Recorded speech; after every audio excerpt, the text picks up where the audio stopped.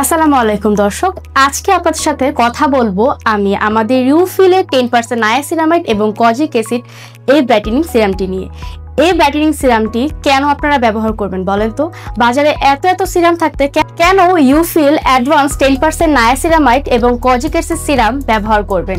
চলুন জেনে নেই।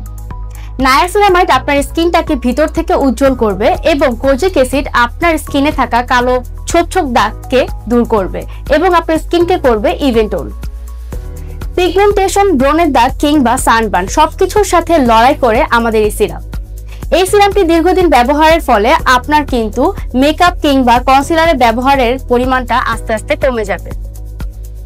এই সিরাম দীর্ঘদিন ব্যবহারে শুধুমাত্র আপনার স্কিনের পরিবর্তন আনবে আপনার আত্মবিশ্বাসেও পরিবর্তন। নিজেকে প্রতিদিন একটু বেশি ভালো লাগবে।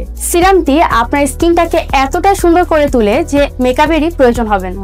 এই সিরামটি ব্যবহারের কিন্তু কোনো সাইড এফেক্ট নেই, এই কারণে সিরামটি ব্যবহার করে আপনি কিন্তু একটা ভালো স্কিন পেতে পারেন। সিরামটিতে যেহেতু সিরামাইড রয়েছে তাই এটা আপনার স্কিনে গভীরে যেয়ে আপনার স্কিনটাকে ব্রাইট করবে।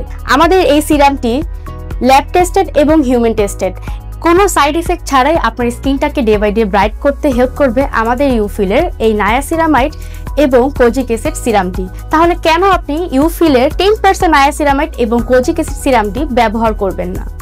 আমাদের এই সিরামটিতে মূলত দুইটি উপাদান রয়েছে, একটি নায়াসিনামাইড আর একটি কজিক অ্যাসিড।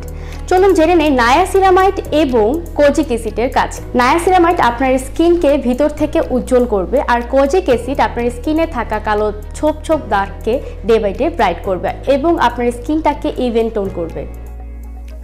চলুন জেনে নেই আমাদের ইউফিলের এই সিরামটি আপনি কিভাবে ব্যবহার করবেন। ইউফিলের এই সিরামটি ব্যবহার করার আগে অবশ্যই আপনি আপনার স্কিনটাকে ভালো মতো ক্লিন করে নেবেন। সিরামটিকে আপনি 2 থেকে 3 ফোঁটা নিয়ে তারপর হাত দিয়ে আলতোভাবে মাসাজ করে আপনার স্কিনে যেন ড্রাই হয়ে যায় ওই অবস্থা পর্যন্ত মাসাজ করবেন।